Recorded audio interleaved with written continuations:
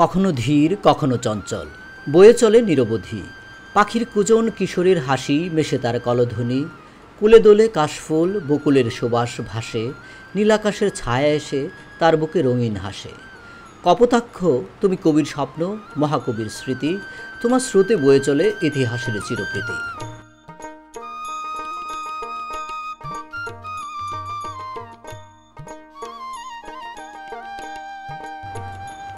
পালতোলা ডিঙি নৌকা নিঃশব্দের প্রকৃতি কপোতাক্ষের পারে আজও অপেক্ষায় মহাকবির তরে। জুয়ার ভাটার লোনা জল কর্মব্যস্ত কপোতাক্ষের কাঠের সাঁকো। ভ্রমণ পিপাসু উৎসুক অনুরাগী প্রতিনিয়তই মহাকবির স্মৃতিতে আঁকা নদের তীরে নিজের অনুভূতি মিশিয়ে ঘুরে ফিরছে শতকের পর শতক।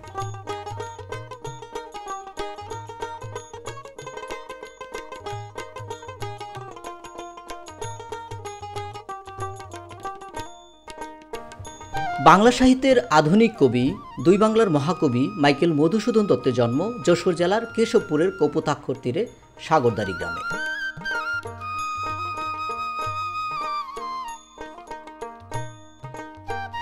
আঠারোশো সালের 25শে জানুয়ারি এই বাড়িতেই জন্মগ্রহণ করেন বাংলা সাহিত্যের পুরোধা বঙ্গভারতের দামাল পুত্র মহাকবি মাইকেল মধুসূদন দত্ত।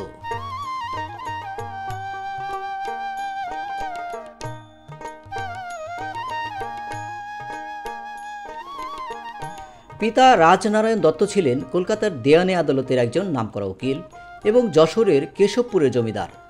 কায়স্থ পরিবারে জন্ম নেওয়া মহাকবির সাহিত্য চর্চার হাতেখড়ি মাতা জাহ্নবী দেবীর কাছে।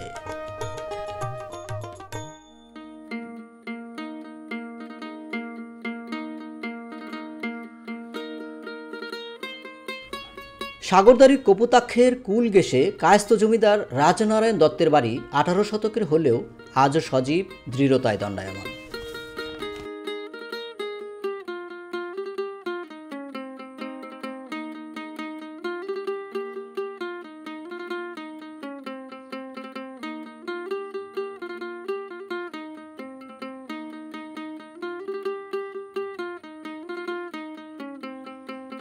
পোড়ামাটির ইট চুন সুরকির মিশেলে দৃষ্টিনন্দন পুকুর ঘাট খুবই শক্ত। টলমলে পুকুরের জলে ভেসে বেড়াচ্ছে রঙিন মাছ। মহাকবির স্পর্শ পাওয়া কালের সাক্ষী প্রকাণ্ড আম গাছগুলো শীতল ছায়ার মায়াময় উৎস।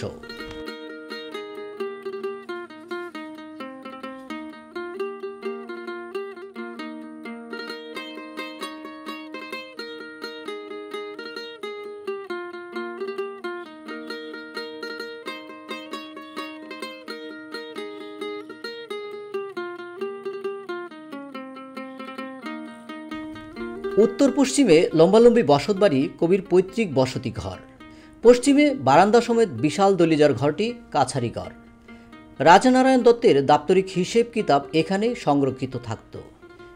পেছনে একই আদলে নির্মিত বাড়িটি মধুকবির চাচার ঘর। ঘরগুলো আজও দাঁড়িয়ে আছে, শুধু মানুষগুলো নেই।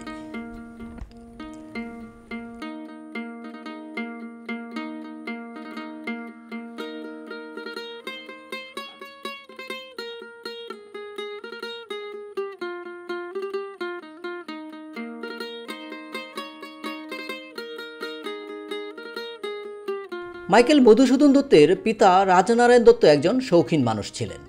তার বাড়ির প্রতিটি কোণে নাকি ছিল বাহারি রঙের ফুল। সাদা রঙের চুন সুরকির নকশাখচিত এই ঘরটি কবির পরিবারের মূল বসতঘর। ডান পাশের লম্বালম্বী ঘরগুলো পরিবারের অন্যান্য সদস্যদের থাকার ঘর, যা বর্তমানে জাদুঘর হিসেবে সংরক্ষিত।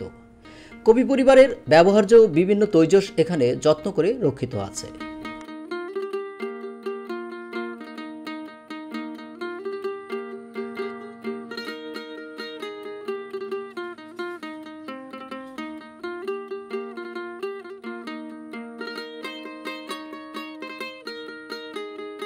কি নান্দনিক সৌন্দর্যের নকশাকৃত কাঠের সিন্দুক, দেখে চোখ জুড়িয়ে যায়।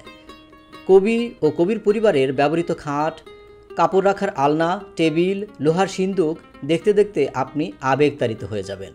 হাত দিয়ে স্পর্শের অনুভূতির ইচ্ছেও জাগতে পারে।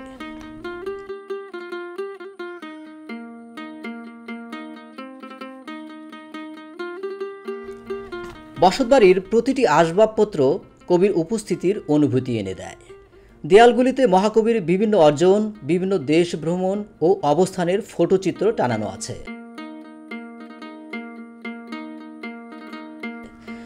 আছে। কবির প্রিয়তম হেনরিয়েটার ছবি, জীবনসঙ্গিনী রেবেকা ম্যাকটাভিস ও পিতা রাজনারায়ণ দত্ত, মাতা জাহ্নবীর ছবি।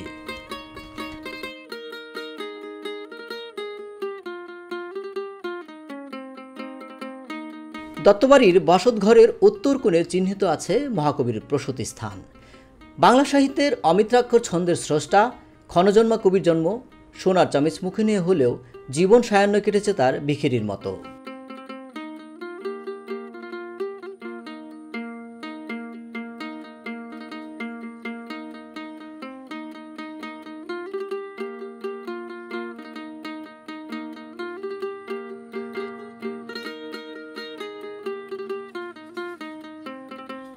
ইংরেজি সাহিত্যের সুনাম ও খ্যাতির আশায় কবি পাড়ি জমিয়েছিলেন পাশ্চাত্যের প্যারিসে।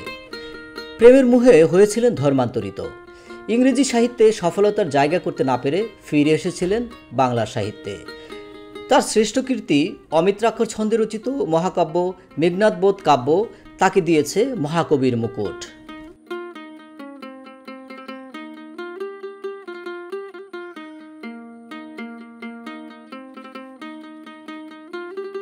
কায়স্থ পরিবারের জমিদার পুত্রের জীবন ছিল নাটকীয় ও বেদনাঘন। মায়ের অসুস্থতার কথা শুনে 1862 সালে মহাকবি ছুটে এসেছিলেন এই দত্তবাড়িতে। কিন্তু অত্যন্ত পরিতাপের কথা হচ্ছে, ধর্মান্তরিত হওয়ায় তাকে ঢুকতে দেওয়া হয়নি এ বাড়িতে। ফলে 14 দিন তাঁবু গেড়ে অবস্থান করেছিল কপোতাক্ষের তীরে, একটি বারের জন্য মাকে দেখার অপেক্ষায়।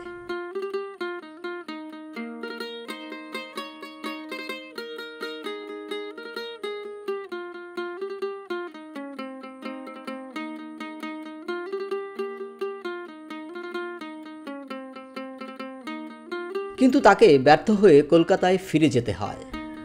ফিরে যাওয়া সেই বিদায় ঘাট স্মৃতি করে রাখা আছে ফলকে।